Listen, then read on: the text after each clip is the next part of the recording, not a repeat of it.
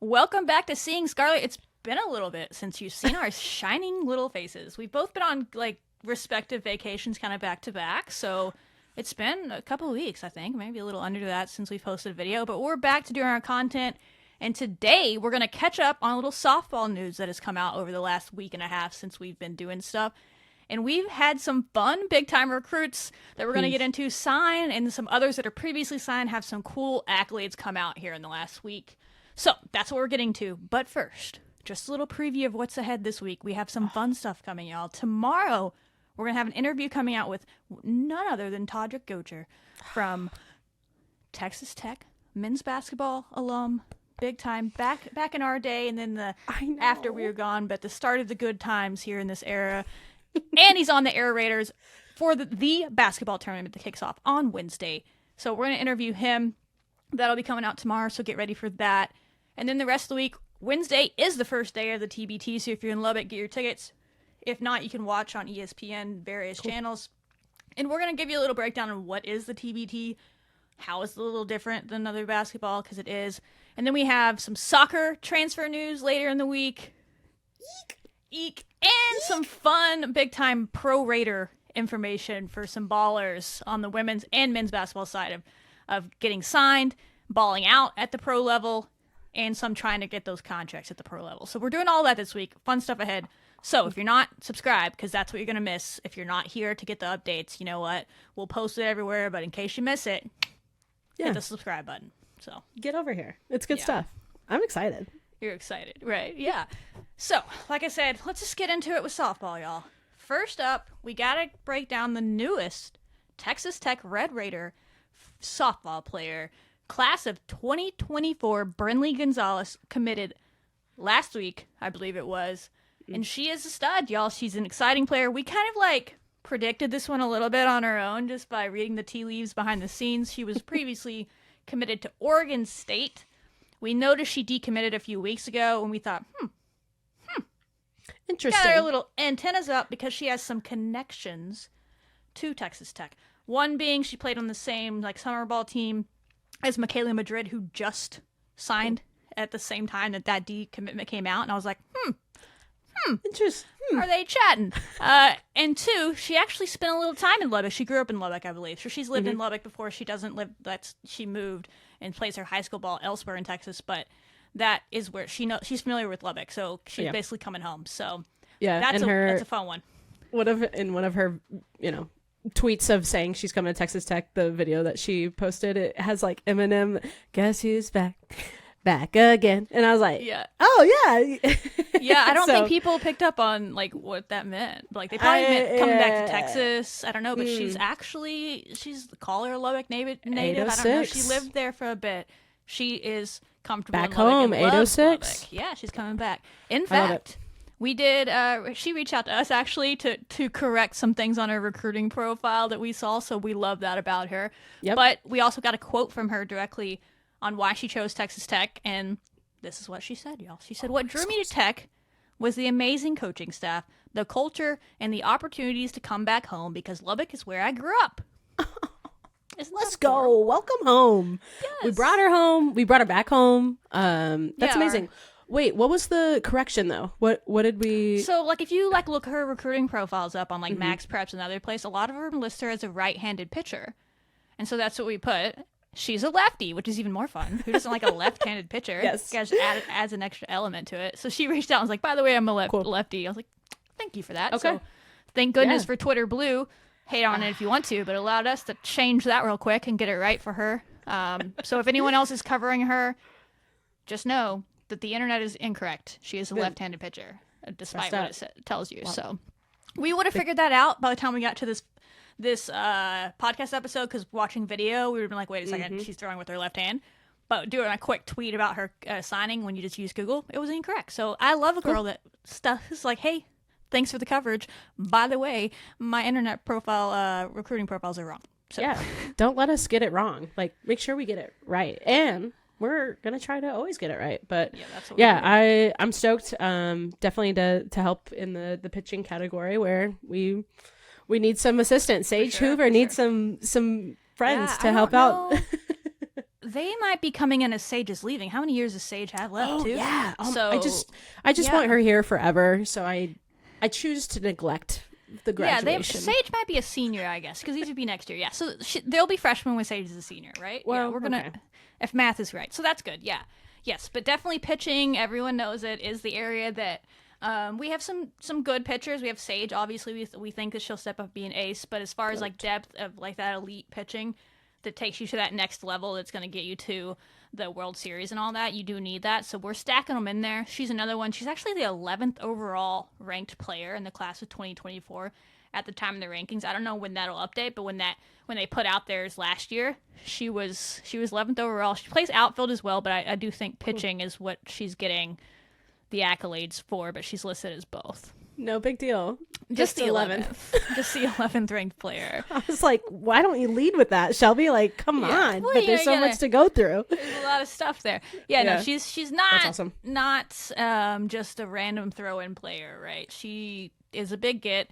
I'm sure Oregon State, that's probably how they got her to go there, right? You know, they're a good program, and she, for whatever reason, was going all the way out to Oregon. She made the right choice now versus getting there and realizing she was going to be homesick or whatever. Now she gets to stay home, and that's great for her.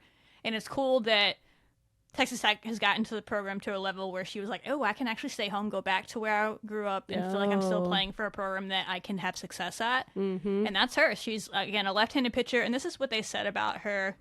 There's a whole profile on her on the Elite Extra Innings rankings if you want to go read it. But some things that jumped out to me is her coach. She played for Tennessee Mojo as well. Shocker, they all do. No way. Her coach there at the time of this, which this came out in like 2022, these rankings, said her changeup is one of the best in the game right now. And she can throw it in any counts, which I love. Someone that has a good off speed. It's cool you have a fastball. Also says she can throw in the low 60s right now from the left side. So that she has that going for her, but that she says she commands the fastball, curveball, screw, and changeup, and she's working on adding a rise and a drop ball in the mix this fall, which she would have by now because this was a year ago. So she has it all, really. She's well-rounded.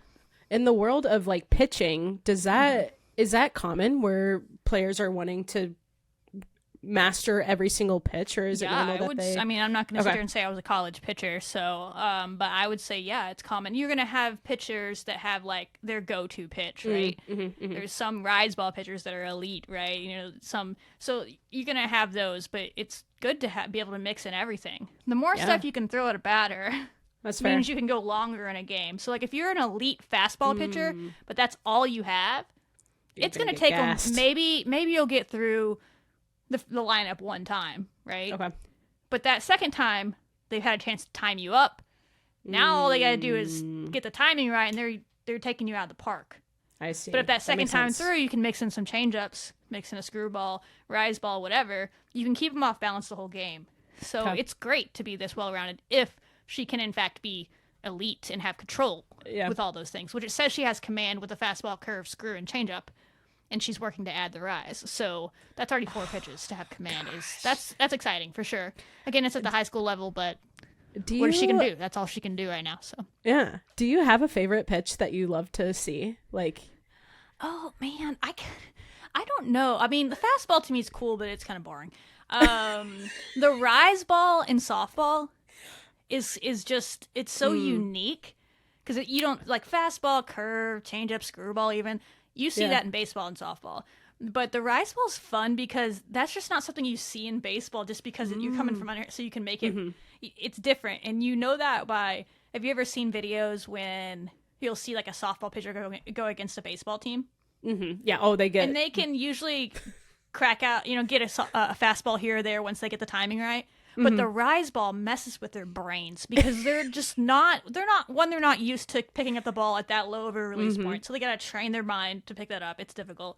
But then they pick it up there, it's coming, and all of a sudden it's up at their eyelids within 0.2 seconds. That's just not something you see in baseball. That's true. Typically, like a rising fastball, just physics-wise, because you're throwing from an upward angle down. In softball, it's down up. So that's probably just because of the uniqueness. Of it. But I do love a good changeup. I love to see someone drop to their knee, be so fooled at the plate, like Herzog was doing in that one outing at the end of the year where she had it working. Oh my gosh, she had it so good. That's what I was thinking about. I was like, every time that I've watched them play, I've always loved watching them with the changeup. It's so good, and to catch them looking or swinging, no matter what, it just it's so fun.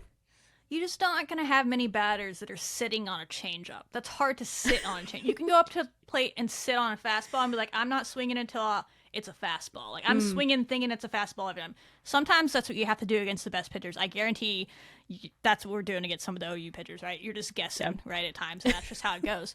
And that's not even, like, that's no shade. Like, everybody does that. It's just reality, It's really difficult to be like, I'm going to go up there and sit a changeup. Because you don't know when it's coming unless that's just what they throw all the time. Then you're going to get taken out of the park. But it's usually you sneak it in there every once in a while.